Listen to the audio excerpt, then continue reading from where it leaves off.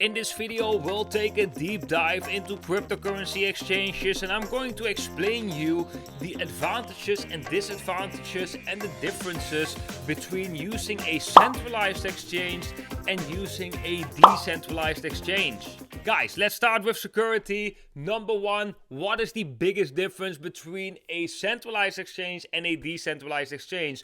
Well, the main difference is, guys, that a centralized exchange is being operated or being controlled by a centralized party. And a decentralized exchange is something that works completely on itself, where the user, the end user, also holds the private keys. So there is no one in charge of your funds. That can have benefits, but it can also have disadvantages. So guys, if you, for example, have an account over on a centralized exchange and you lose your password, or you maybe lose some other information, and you are KYC verified, you can still probably regain access to that account by showing your passport and such. But in a decentralized exchange, you basically link your wallet to that exchange. But if you lose access to that wallet, maybe you lose your private keys, maybe you reset your computer and you haven't written down your 24 words key phrase, then you actually have bad luck and you cannot access that wallet anymore. That doesn't necessarily have something to do with the decentralized exchange. That has more something to do with the wallet, but you are really in control of your own funds. And with a centralized exchange, there is a central authority, a central party that is basically holding your funds. That brings me to the next one, which is actually a huge disadvantage of a centralized exchange, is that that central party has access to basically the funds that exchange is holding. So there is also a probability of corruption, right? Which we have seen with FTX, for example, that they have been selling the Bitcoin from users while the users actually didn't sold it.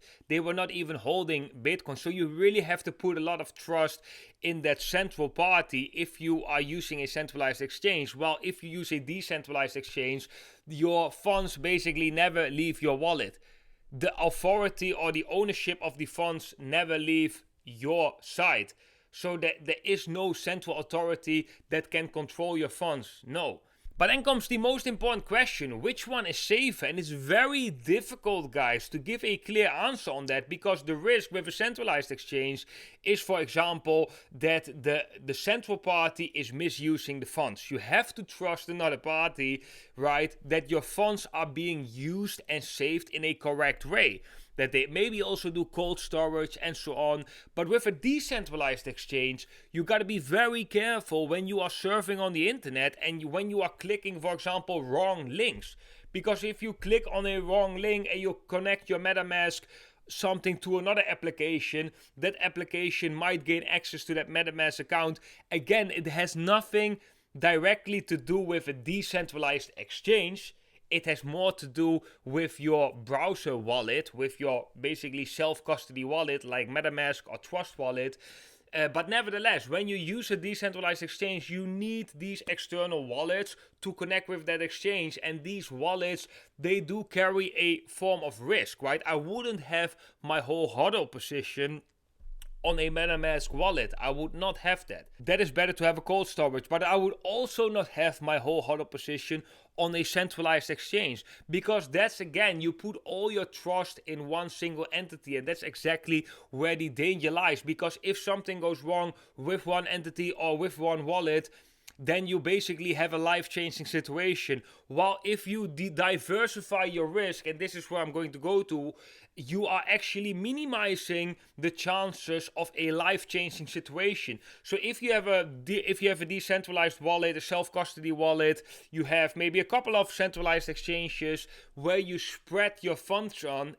If in a really crazy case something happened with one of these exchanges or something happened with your online wallet, you still got all the others in place. But yeah, generally I would say your long-term hodl portfolio should be on a cold storage, and the funds that you want for trading you can put on exchanges. And I would also argue that you should use centralized and decentralized exchanges just to spread your risk. That brings me to the next thing, and that is liquidity. When we are trading Bitcoin or any cryptocurrency, it's very important to have enough liquidity. And especially lately, guys, in this bear market, liquidity is very, very dry on all exchanges. Even on Binance, the liquidity has dropped by maybe 70% if we compare it to the previous bull market. So this is a big disadvantage from decentralized exchanges because you need a little bit more knowledge, or decentralized exchanges are not that mainstream yet, so the liquidity and volume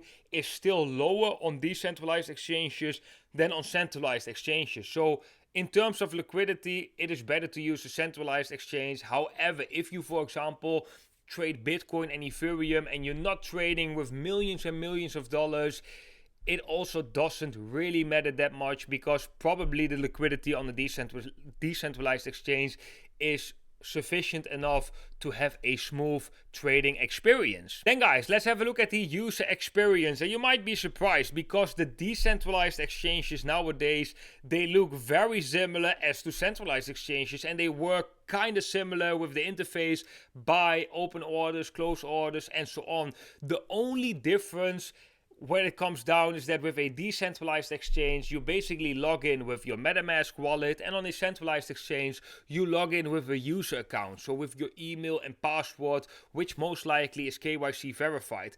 That brings me to the next point, and this might be the most important point when picking an exchange, centralized or decentralized, and that is the regulatory frameworks. On a centralized exchange, especially lately, we are seeing that more mandatory KYCs are being implemented. So most centralized exchanges, you can't even trade if you don't KYC yourself with a passport. Well, not everyone wants that, and I can understand that because there is a huge gray zone in countries with certain regulations about cryptocurrency trading, right? So not every country is really cheering this movement. So from some countries, you really don't like to have any KYC verification, as it might give you some problems or stress in the future.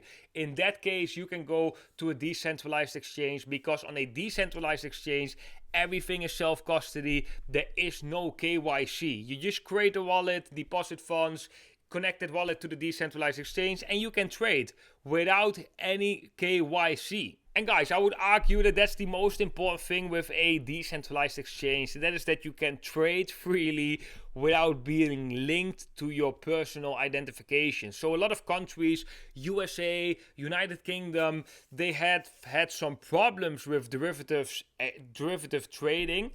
And they actually have been banning derivatives exchanges. So a lot of centralized exchanges like Bybit, Binance has been leaving those countries.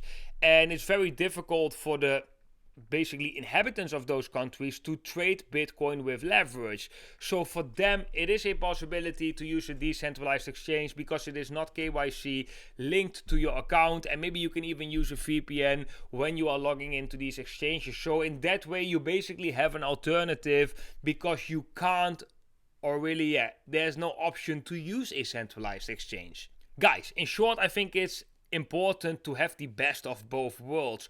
I'm personally using centralized exchanges and decentralized exchanges, and from the centralized exchanges I'm using Bybit, Bitget and Femix, and I'm using all of them for trading bots, and I'm using Bybit mostly for altcoin trading, and Bitcoin trading I can again do on all of these exchanges. It depends really on the liquidity.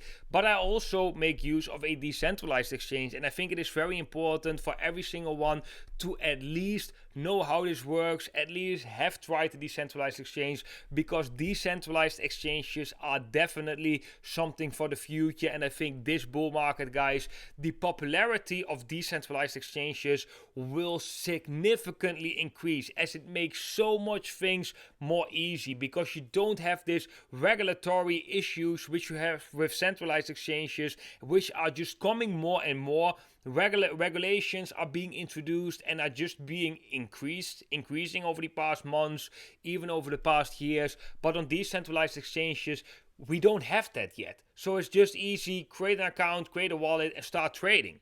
Which exchange should you use? Well, if you are looking for a decentralized exchange, guys, I would definitely recommend Apex Exchange. And the Apex Exchange is basically a decentralized exchange built by Bybit. So it also feels like Bybit when you're using it. The user interface is pretty similar to Bybit. It's a very smooth trading experience. They do have quite some liquidity for a decentralized exchange. They're doing pretty good, and I think right now this is the best, most easiest decentralized exchange that is out there. If you visit this exchange, make sure you visit the right URL. I have the affiliate link down below this video as well, where you can create an account over on the Apex Pro exchange. You just need to have MetaMask wallet or Trust wallet, but in fact you can also connect your Bybit wallet to that decentralized exchange. But okay guys, that was it for today's video. I hope you enjoyed it. If so, smash up that like button. If you want to stay connected with me during this bull market, make sure to subscribe, hit the bell icon so you get notified whenever I upload a new video. I want to wish every single one of you a beautiful day today, and I hope to see every single one of you in the next video.